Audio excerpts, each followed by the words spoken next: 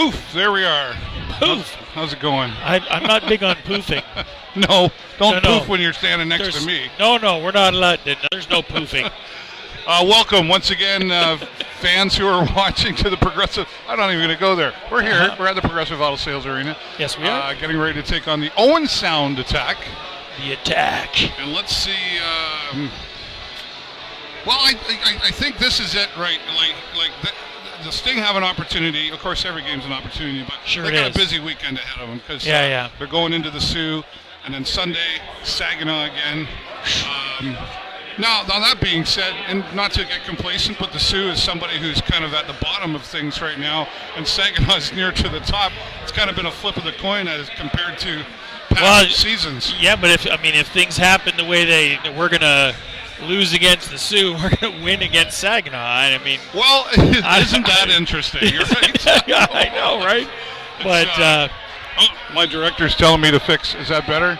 Uh-oh. What do you want me to do? Take it away. Way out? Way out? Like okay. We're bossy, isn't he? Overloading the thing here. It's interesting. Well, it's going to be a busy weekend for them. Sure. And Sam Bitten is back in the starting lineup Thank tonight. Goodness. Yeah. Well, is that going to make a difference for us? I don't know. It's hard to say. I mean, there's a couple of ways that he can make a difference. I mean, he can make a difference on the ice. He can make a difference in the locker room. Right. He can make a difference just because now we're starting to get a little bit of experience back. Maybe that'll make a difference. Right.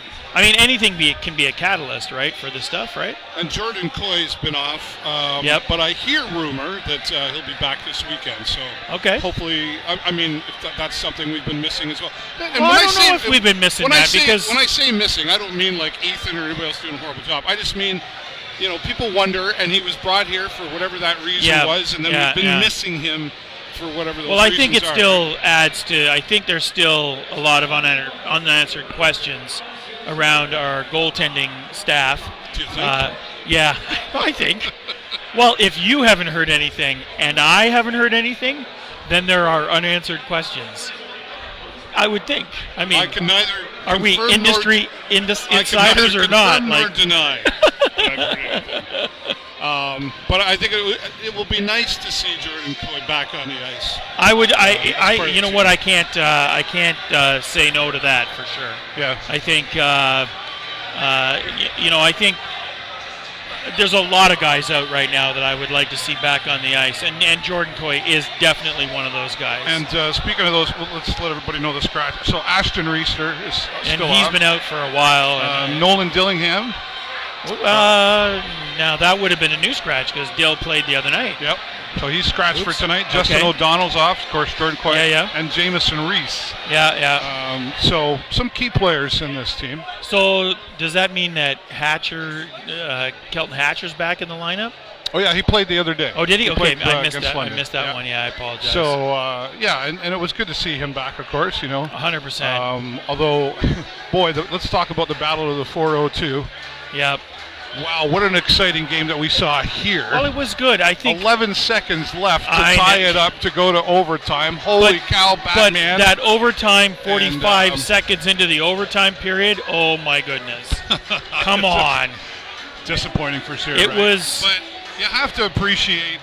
I mean, on this, it was a grand error, and it was an oversight, I think. I think the play got misread, completely misread, and the thing that just floated in there. Yeah, I'm gonna talk about it because frankly, I do those kinds of things. It just seemed to me like that even when we realized, oops, we played this wrong, there was just no initiative to try and fix it before it resulted in a 45-second overtime goal. It just didn't seem like they were all that wound up to fix the boo-boo. Okay.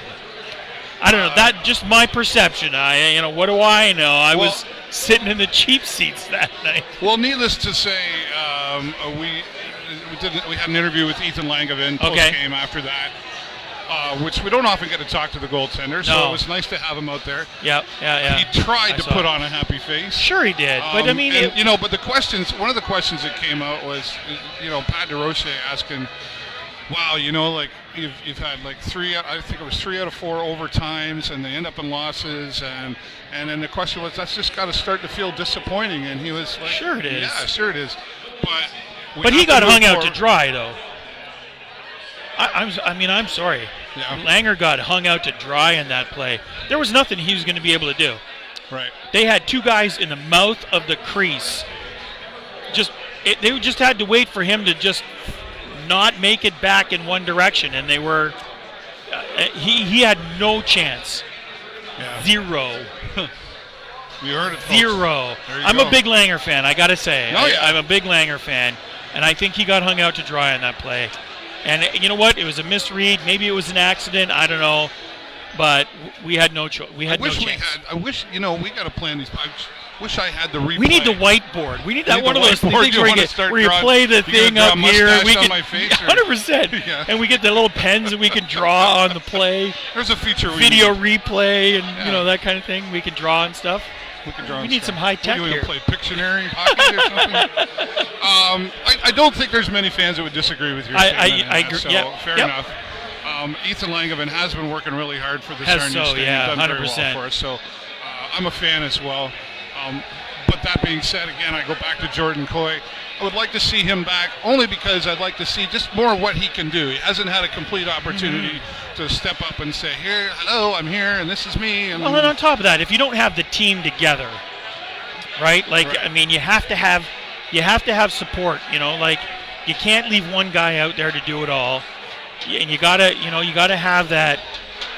Some time off. There's a balance. You need that balance, yeah. And I think, we're and that's a good point, Dave. I think honestly, what I would say is the team that we've been seeing for the last couple of weeks has been a team that's very out of balance. Yep. Simply because injuries, all the other little factors. People it's been missing. Very unbalanced. Kelton Hatcher alone being off on the defense side of things is a absolutely. huge variable in this team. Well, and I think what we were counting on Reeser quite a bit this year. Yep. I mean, he had a fairly strong finish the last season, and I think we were expecting some more of him. At the beginning of this season, and he's literally been off for the majority of the season. Do you know what I mean? So yeah. I think we were really counting on having those big, strong guys in the back end to help us out. I mean, wasn't it one of Hatcher's early quotes you had mentioned, you're not going to believe the size that we have on the blue line or something along that line early in the season. And I mean, and you know what, it's not there because those guys have not been there, Well, and he's always been one, he knows how to hit, but just as importantly, he knows how to take the hit. Yeah, because you do have to get hit out there. And that's clear the zone, hockey, right? So that's the other critical thing. But I'd like to talk about shift gears here a little bit. Those are some really good points to consider for tonight's game too. But let's shift gears a little bit. Let's talk about fighting in hockey. And let's go that direction just for a little bit. Because I've been having some conversations. As we're getting ready to start the sports show. Hopefully by the end of January, we're working on a few things. Yeah. But one of the things I've been being asked about, I get messages of people saying, "Are you going to talk about fighting in OHL hockey?" And I'm like, "Well, we can talk about whatever you want. But sure. What's your point?" And it's not what it was, and it's being put out there, because of the C word, concussion. Yes. Well, and it's dangerous. What are your thoughts on kind of squashing that aggression? I don't think you're ever going to get squash aggressive hockey. Right. I just don't think that's ever going to disappear. But fighting isn't really about aggression. Fair enough. Fighting is about the tone of play. Right. It really is that, right? So fight fair. Because the fights that typically happen, fights can change the emotional momentum for a team. Certainly. And I think that,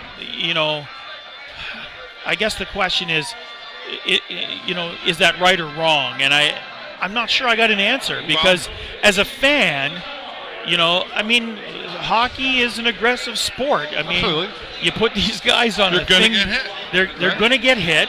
As long as there's hitting in hockey, and I've seen hockey where there's no hitting. In minor sports, there's no hitting and stuff like that until you get to a certain level. And I think as long as they're going to allow it the NHL, they've got to allow it here because this is the development league for that. So I don't think you're ever going to get rid of that.